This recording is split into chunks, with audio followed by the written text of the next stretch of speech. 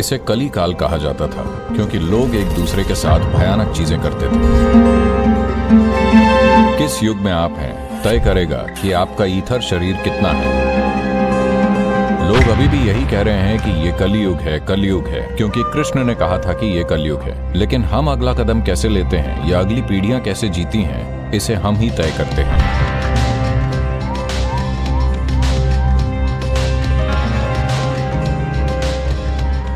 तो ये सारी बात चल रही है कम से कम न्यूज चैनलों पर तो कि ये कलयुग है, कलयुग, क्योंकि कृष्ण ने कहा था कि ये कलयुग है।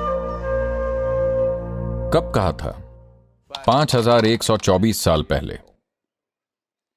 तो तब से कली का संपूर्ण पहलू जो 2592 साल तक चलता है खत्म हो चुका है, और द्वापर भी 2592 साल का है, जो कि 2082 के आसपास समाप्त हो जाएगा। इसका मतलब है कि और 58 साल, 58 साल, लगभग 60 साल। अगर आप 60 साल और जीते हैं तो आप त्रेता युग देखेंगे। इसका मतलब यह नहीं है कि एक दिन अचानक ये त्रेता बन जाएगा। देखिए, जब हम सर्दी कहते हैं तो इसका मतलब यह नहीं है कि अचानक एक दिन सर्दी आ गई, आहिस्ता आती है। गर्मी, ऐसा नहीं है कि एक दिन अचानक गर्मी आ गई, यह धीरे धीरे होता है। तो जिसे आप युग कह रहे हैं वो एक तरह से एक अधिक विशाल मौसम है, मौसमों का एक बड़ा दौर है। मौसमों में, सर्दियों में पेड़ एक तरह से होते हैं, जानवर एक तरह से होते हैं, वसंत में वो दूसरी तरह से होते हैं, गर्मियों में और अलग तरह से होते हैं। इसी तरह इस धरती पर जीवन इन अलग अलग युगों में अलग अलग तरह से होगा, क्योंकि ये मौसमों का एक सुपर सिस्टम है। तो कली वो समय है दीर्घ वृत्तीय चक्र के सबसे दूर के छोर पर होते हैं। उस वजह से इसे देखने के कई तरीके हैं। एक महत्वपूर्ण बात यह है कि देखिए, हमारे पास जो 5 शरीर या शरीर की 5 परतें हैं, विशेष रूप से इंसानों के संदर्भ में भौतिक शरीर अन्नमय कोश है, मानसिक शरीर मनोमय कोश है, ऊर्जा शरीर प्राणमय कोश है, और विज्ञानमय कोश या ईथरिक शरीर होता है। सवाल हमेशा यह होता है कि आपके पास कितना अन्नमय कोश है, या आपका अन्नमय कोश कितना प्रबल है, या आपका मनोमय कोश कितना प्रबल है, या आपका ईथर या विज्ञानमय कोश कितना प्रबल है। उसके मुताबिक यह काम करेगा। तो ये मौसम एक तरह से इसे तय करते हैं। आप देख सकते हैं कि इन 4 मौसमों में पूरे देश में यहां 11 डिग्री अक्षांश पर शायद आप इस पर इतना गौर ना कर पाएं, लेकिन यह मौजूद है क्योंकि लोगों ने इस पर गौर किया है। इसलिए तमिलनाडु में मार्गली और माघ मौसम होता है, और आप जानते हैं देश भर में कई दूसरे, हर कोई उस महीने को कम उत्साह वाला महीना जानता है, और इसलिए तब लोग खुद को उन्नत करने के लिए चीजें करते हैं। लेकिन अगर आप समशीतोष्ण देशों में जाते हैं तो सर्दियों की स्थिति और वसंत की स्थिति के बीच काफी अंतर होता है, अभूतपूर्व अंतर। आप विश्वास नहीं कर पाएंगे कि आप उसी दुनिया में हैं। अगर आप सर्दियों में जाते हैं तो जैसे हर चीज, सब कुछ ऐसा लगता है जैसे दुनिया खत्म होने जा रही है। वसंत आता है तो बूम, हर चीज वापस खिल जाती है। तो कम से कम गोलार्ध के इस हिस्से में या गोलार्ध के उत्तरी हिस्से में ये ऐसा ही है। दक्षिणी गोलार्ध में ये उल्टा है, लेकिन वही चीजें होती हैं। तो इसी तरह सुपर साइकिल में भी वही चीजें होती हैं, लेकिन मनुष्य के संदर्भ में आपका भौतिक शरीर प्रमुख है या मानसिक शरीर प्रमुख है, ऊर्जा शरीर प्रमुख है या ईथरिक शरीर प्रमुख है, यह उस पर निर्भर करता है। जहां ये नियमित वार्षिक चक्र भी कुछ हद तक इन्हें तय करते हैं, लेकिन सुपर साइकिल बहुत कुछ तय करती है। किस युग में आप हैं तय करेगा कि आपका ईथर शरीर कितना है। इसका मतलब यह नहीं है कि यह पूरी तरह से निर्णायक है। यह सब कुछ नहीं है, बस इसका प्रभाव होता है। आप किसी भी युग में होकर शानदार हो सकते हैं, और आप किसी भी युग में होकर एक झमेला हो सकते हैं। इस सब का यह अनुभव आपके अच्छे या बुरे होने का सवाल नहीं है। या आप लोग कहते फिरते हैं, देखिए, जिस पल आप किसी चीज के बारे में पूर्वाग्रह रखते हैं तो कोई व्यक्ति पापी बन जाता है और कोई व्यक्ति संत बन जाता है। यह कैसे होता है? आप कुछ मूल्य निर्धारित करते हैं, अगर कोई उस पर खरा नहीं उतर पाता तो वो पापी है, अगर कोई उस पर खरा उतरता है तो वो संत है।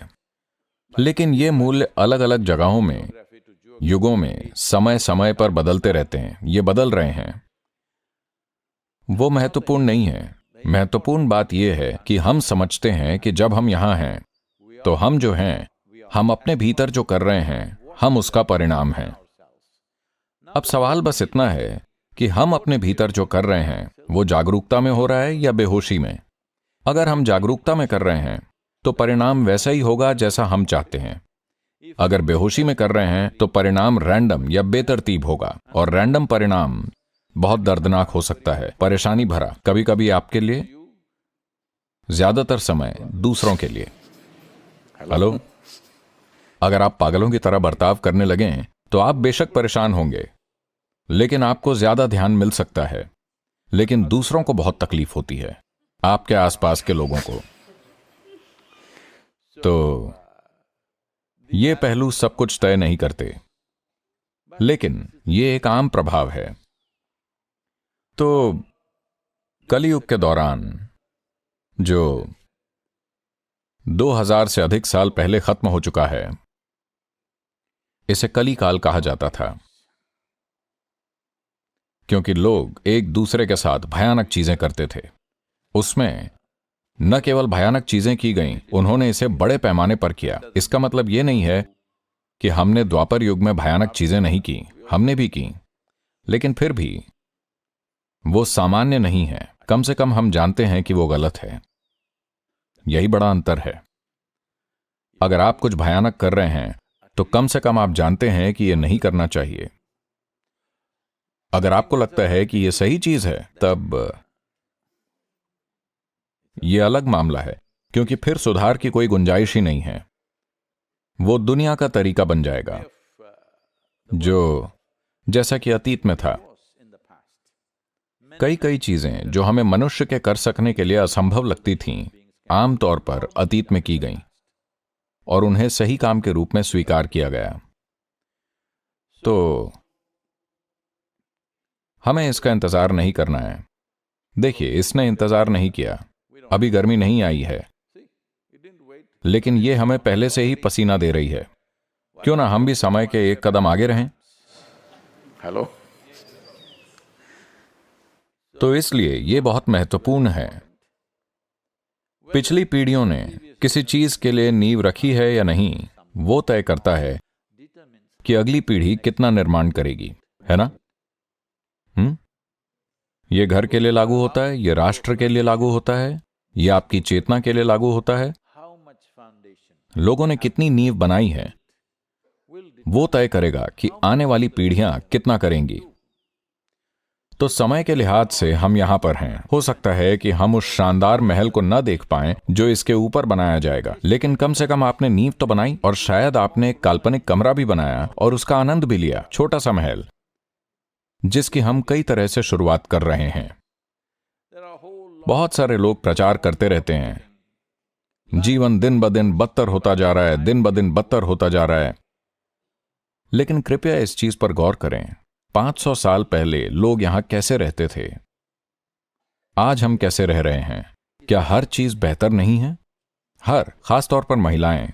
आपको जोर से हां कहना होगा, क्योंकि इस धरती पर महिलाओं के लिए जीवन कभी भी इतना अच्छा नहीं रहा है पूरी दुनिया में।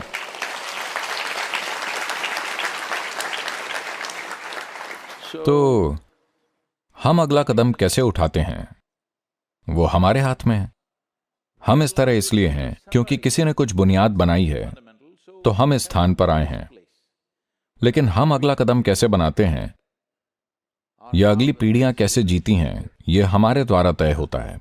तो ऐसे समय में, जब मैं कहता हूं ऐसे समय में, जब हम एक युग से दूसरे युग में जा रहे हैं, जब मौसम सर्दी से वसंत में बदल रहा हो, तो हमें खिलने के लिए तैयार रहना चाहिए। हेलो। कई मायनों में हम जिस दौर में हैं वो बहुत महत्वपूर्ण है, क्योंकि शायद मैं इसे नहीं देख पाऊंगा, मैं इसे नहीं देखूंगा, लेकिन आप में से कई युवा लोग इसे देखेंगे कि हम द्वापर युग से त्रेता युग में जा रहे हैं।